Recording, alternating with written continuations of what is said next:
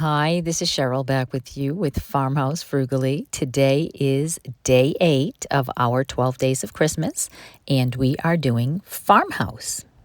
So I am going to start with this adorable little rocking horse. It's missing the little handle in its head, but it is so stinking cute. And yes, of course, it was found on the good table at my dump. So after cleaning it up, I decided to take some candle wax and just go around primarily the outside edges of it, here and there on the back of the top, so that I can have the wax keep the paint away from the sections that I'm putting it on, so that when I distress back, I'll be able to see more of this pretty brown, the dark brown, showing through. And then I'm going to take my linen white chalked paint and I am going to go ahead and begin flipping it upside down and giving it a good painting underneath, because I'm not sure where it will be displayed and whether or not the underneath will show. So I give the entire piece 2 full coats. I did not use my heat gun in between because I didn't want to melt the wax. I wanted to let it dry naturally. Before I go any further, I want to remind you that this is day 8 of the 12 days of Christmas. Make sure that you stay tuned. The next couple are absolutely my favorite. I think 9 and 12 maybe. I can't remember, but I absolutely love several of the things that we have coming up. Don't forget to check out Brenda and Krista's channel and the playlist in my description box with all the other creators and all the wonderful things that they're creating for these 12 days of Christmas.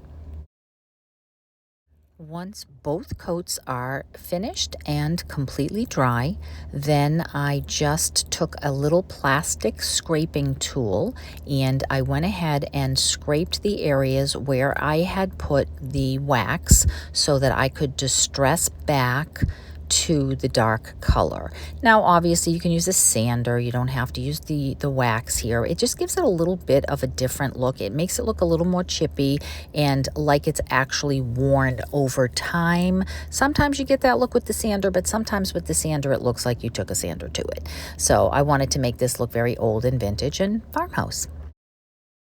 Once that was finished, I went through my spindle stash to see if I had anything that I could use as a handle and fix the little missing handle here on the head. And I happen to have one small piece of a brown straight, looks almost like a broomstick or a stick, from something. So I had my husband cut that down for me, and he made a little bit of a larger hole with the paddle bit to fit it, and we glued that right in there. And then I'm going to take some dark antiquing wax and I'm going to go over the cut edges to make sure that that also looks old. And don't forget to hit the subscribe button if you are not already subscribed, so you don't miss all the wonderful content coming up. And then once he is all finished, I took a piece of thick jute ribbon and I took some greens and a few little embellishments for Christmas so that I could tie this little thing around his neck and have him also be Christmas. And this way, if I want, I can remove that after Christmas and just use him either plain, or I could add something else. And then to make this just a little more farmhouse feeling, I added a little black and white check ribbon, and he came out absolutely adorable. Here he is in front of my fireplace and in front of the black bench in my dining room, and I think he is absolutely sweet, and I'm sure my granddaughter would want to jump on him and have a ride. So I'll have to see if she if she likes the little farmhouse rocking horse, and let me know what you think of it. Hit like if you did like it, hit share if there's anybody you think might enjoy watching this, before we get on to item number 2. I picked this item up at the dump this week. It was on the good table, and it is definitely a galvanized metal, might even be homemade, and definitely looks like a farmhouse piece. So I thought right away I would like to paint it with some black chalk paint and distress back and then add some primitive country farmhouse type decor to make this look more Christmassy. It did only require one coat of the black chalk paint, and I also decided to leave the handle and the little candle cup both galvanized so that it had just a little bit of that old galvanized look still shining through. And then I just used a wet rag to distress back to some of that galvanized look to make it look chippy and old, and just give me some of that color coming through underneath. While I was doing this, my daughter picked up these adorable candle rings on the good table at the dump, still new in pack, and so I thought, what perfect timing. I will use one of these. I had a cranberry one of my own that was a little big, and then she brought home 2 blueberry-looking ones and 2 whiteberry-looking ones, so I thought the whiteberry one would look great over a beeswax candle that I had in my stash. And then I tore a little bit of ribbon that coordinated with that and tied that off down the bottom because I like the look of these colors together. And also I knew that they would look wonderful on the hutch in my living room with my yellowware. And I think it looks wonderful. So you'll have to let me know what you think. Here it is. And I think that the color scheme for that was just absolutely perfect. And just a little touch of farmhouse Christmas for this little area next to the 2 houses for peace and for joy.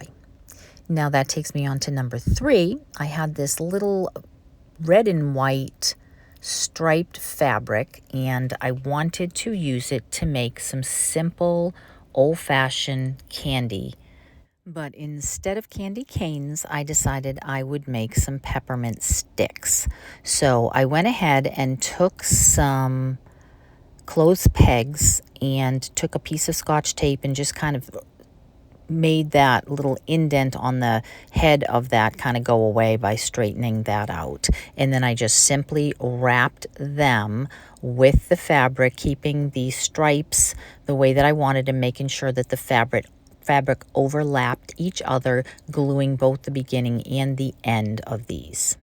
And then I made 6 of them and took some watered down antiquing wax and went over one set to make them real dark and grungy, and then on the second set kept them a little bit lighter, and then I used some of the grungy cinnamon, nutmeg, cloves, coffee, whatever I had around. I just made a grunge mix out of it to give it a good smell as well as a real old-fashioned look that it has been around for a long, long time.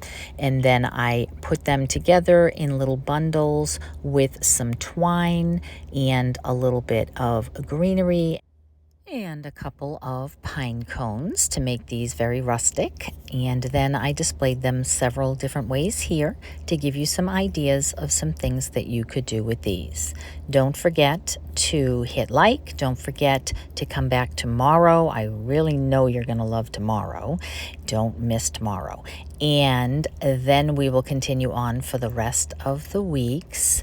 Thank you so much for stopping by. I appreciate all of your time that you are giving us here on these 12 days of Christmas, and I hope that we are giving you a lot of Christmas inspiration.